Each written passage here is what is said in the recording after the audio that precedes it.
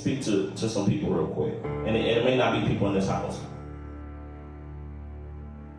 You have been experiencing what is called burnout. Burnout is when you begin to overload yourself and you begin to experience what is called exhaustion. When you're in that state of burnout and exhaustion, you become detached. You no longer respond or feel anymore. You begin to isolate yourself. You become numb to the realities around you. And you no longer find joy or fulfillment in the things that you used to do. And your performance and your productivity begin to decrease. Also, you begin to fall in what is called skepticism. When you become skeptic of everything now, because you're in a state of burnout, you no longer care for truth.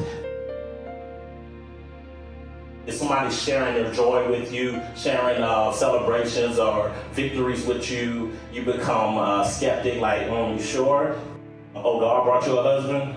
You sure? You know how men are. Right? Oh, you got a promotion? They must want something out of you. That's all they gave you? You're downplaying everything. You're not realizing that you're in a state of burnout. You're exhausted. That's in the workplace. But I'm talking about the type of burnout in the kingdom. You're in the kingdom and you experience burnout and you're no longer bearing fruit because you're not connected to the source any longer. You became detached. So you're insensitive to the Spirit of God. So when God is speaking, you don't hear him. When God is moving, you no longer move. Jesus said it this way: I came to the marketplace and I played the flute for you, but you did not dance. I lamented a song for you, but you did not mourn. Meaning, God is saying that I have tried to move you, I have tried to speak to you, but you're no longer in response to me. That's good. That's good. You say that I'm not moving and that you're waiting for a move of God, but I have always been moving. You are not moving because you've been burning. You're exhausted.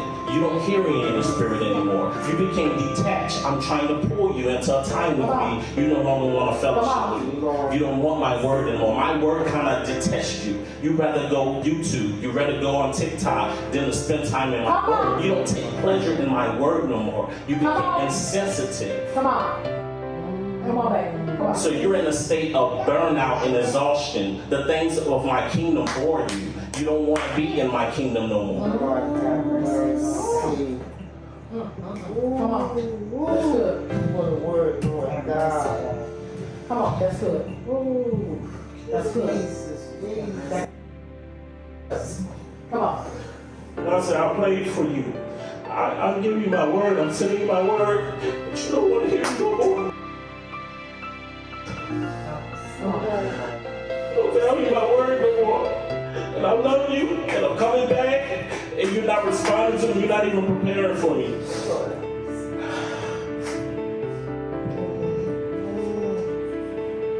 But God said, I will restore. I'm going to restore your strength. I know you're in a weary state. And I know you're distracted. But be careful. Be careful. Wake up and watch. I'm coming back. Wake up. Don't sleep on my word. Become sensitive again to my word. Respond to my word. You're going to know the truth. You're going to know who my real messengers are, because your spirit is going to bear witness. Don't delay. Don't push them off. Listen to them. Listen to my word. I'm speaking. I'm still here. I'm still God. You cannot replace me. I am still God. You can't replace me. You can't replace me. Come on. Holy Spirit, come on. You can't replace me. You can try to replace me with things. You can try to replace me with relationships. I'm irreplaceable. I am still God. And I love you.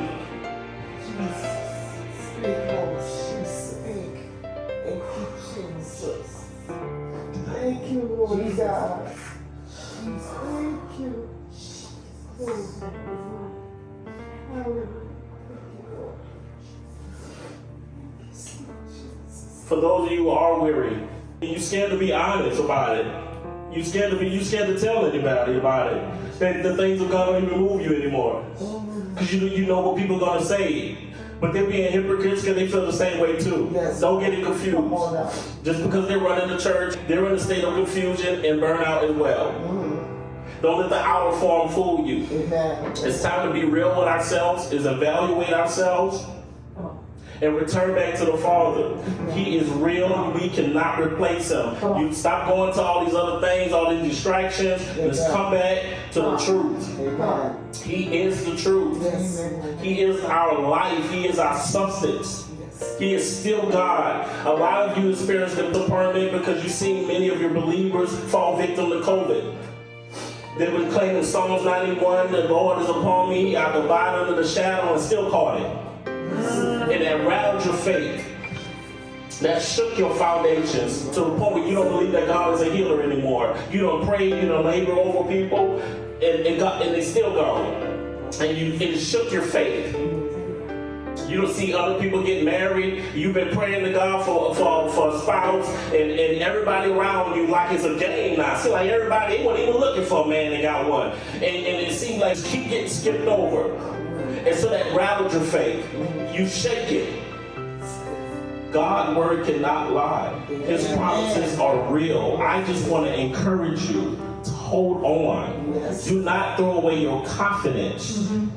Not your self-confidence. Do not throw away your confidence in God. He can be trusted. That's the biggest lie of the enemy, to get you to doubt God. To get you to believe that God really isn't good. And a lot of you have convicted God in your heart and said that he isn't good because you're in a state of disappointment, because you're in a state of exhaustion and burnout. But I'm here to tell you that God still reigns. God is mindful of you. When you are hurting, God said, when you are afflicted, when you are suffering, I am afflicted, I am suffering. You do not serve a God that's not in tune with what you're going through. Well, you may be saying, well, he allowed it. You had the power to stop it and you didn't stop it. It must run its course, baby. Yes, Lord. I'm just going to tell you right now, it got to run its course. Amen. It got to run its course. You hold on. You don't give up. That's right. It has to run its course. If you pay attention to his word, he didn't say things were going to get better. It's going to get worse. Why? Because the love people have grown cold. Yes. We live in an evil time. Yes. Church that up. Stop making excuses. We live in an evil time. This is a time of suffering. This is a time when people, what's right is wrong and what's wrong is right.